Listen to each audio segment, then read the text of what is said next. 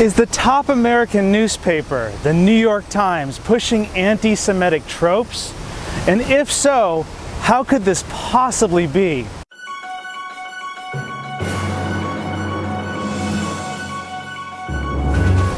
Welcome back to another episode of Mind Over Media. I'm your host, Stephen Bolotin.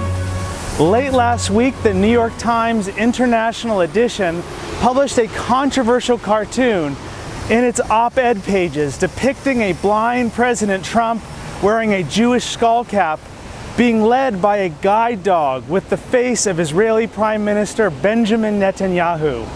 In this image, Netanyahu bears a Jewish Star of David dangling from his dog collar, which is attached to a leash being held by a Jewish rendition of Trump. The anti-Semitic tropes are not hard to figure out. Trump represents the stupid United States being blindly led by the Jewish animal Netanyahu.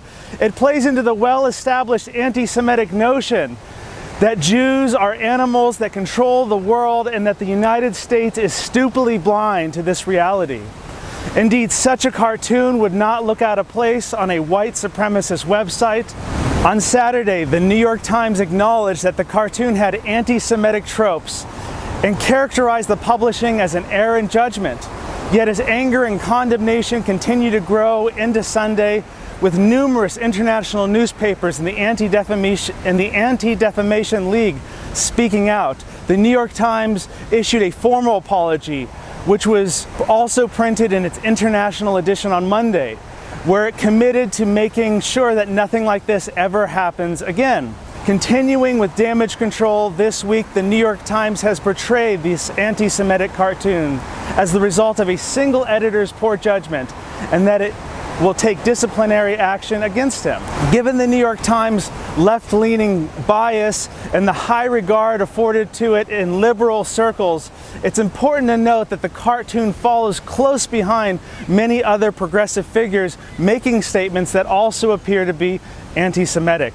Democratic Representative Ilhan Omar has publicly insinuated that wealthy Jews hold way too much sway over American politics and are loyal to Israel first, drawing criticism from fellow House Democrat Juan Vargas.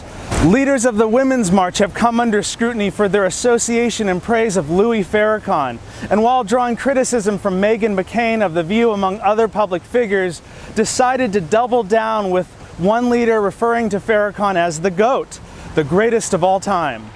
So when they talk about Farrakhan, call me a hater, you know what they do? Call me an anti-Semite. Stop it. I'm anti-termite. Moreover, the well-organized boycott, divest, and sanctions movement, BDS, whose central goal is the elimination of the Jewish state of Israel, has grown in strength on university campuses around the country, often targeting Jewish students for their collective association with the oppressor of Israel, including non-political Jewish student groups like Hillel. Many BDS actions and campus votes have intentionally been scheduled on Friday nights or during Jewish holidays to exclude participation of Jewish students. While the mainstream media has been quick to cover anti-Semitism on the far right, it has been distinctly less enthusiastic about covering the rise of anti-Semitism on the far left, perhaps not so surprisingly given the tribal divisions of our times. On CNN, for example, Jake Tapper appeared to bury this story Sunday night behind the shooting at a Chabad synagogue in Southern California that killed 1 and injured 3, the second synagogue shooting in the U.S. in just 6 months. While violence clearly deserves significant public scrutiny, and indeed receives it, Tapper glossed over the New York Times cartoon in less than 20 seconds and failed to connect the dots behind the rise of anti-Semitism and conspiracies of Jewish control and manipulation that are being disseminated in the mainstream.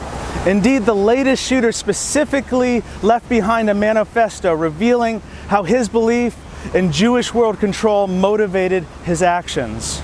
On the far right, anti-Semitism has been clearly linked to notions of ethnic superiority and religious purity. Think of white men at Charlottesville in 2017 screaming, "Jews will not replace us." But what drives anti-Semitism on the far left? It's my personal opinion as a cultural American Jew that left-wing anti-Semitism is the natural consequence of the dominant liberal bias that the powerful are always wrong and the weak are always right. This form of shortcut thinking dominates university campuses in the humanities and social sciences, disciplines increasingly committed to fighting oppressors and uplifting the oppressed. This liberal bias neatly divides the world into good people and bad people based on how collective identities can be used to assign individuals into oppressor and oppressed categories. Think men and women, think white and black, think rich and poor, think straight and gay. It's incredibly simplistic thinking, and it allows for effortless virtue by siding with those deemed oppressed. However, it's often not true, especially on the individual level. Peddling collective guilt is not okay. Nevertheless, universities and colleges have the distinct ability to translate social justice values into mainstream American culture as they graduate millions of students each year who bring these ideas into their social circles and future workplaces. Given the mass appeal and easy virtue of this shortcut thinking, it's no surprise that elements of the far left see the relative strength of the Israeli state today and ignore 2,000 years of history, portraying Israelis as the oppressor of Palestinians. No additional analysis, nuance, or historical context is necessary. Campus BDS movements often maintain close ties to other social justice causes, fighting for LGBTQ rights, climate change, and the poor. This social justice ideology elevates members of the oppressed classes and grants special privileges based on how many dimensions of oppressions they can claim across race, gender, class, and religion.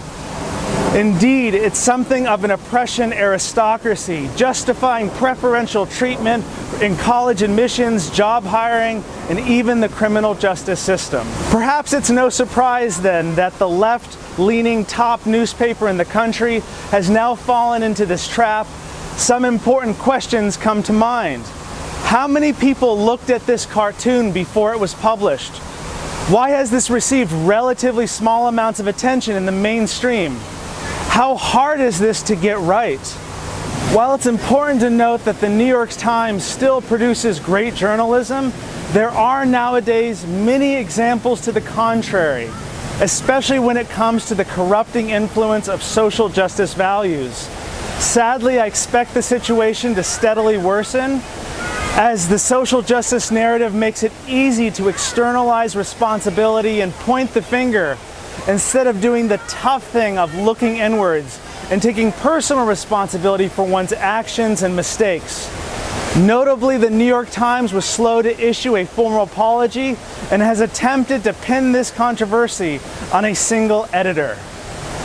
So now I turn to my audience, you watching right here, right now.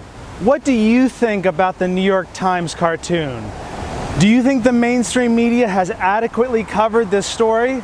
Please comment below and tell me what you think. I welcome a discussion from all ends of the political spectrum. And finally, if you appreciate the content I'm producing on YouTube, I ask that you like this video below, and if you haven't already, remember to hit that subscribe and notification bell. Your interaction with my videos makes the YouTube algorithm tick. Thank you for helping me grow my channel. For Mind Over Media, this is Stephen Bolotin signing off.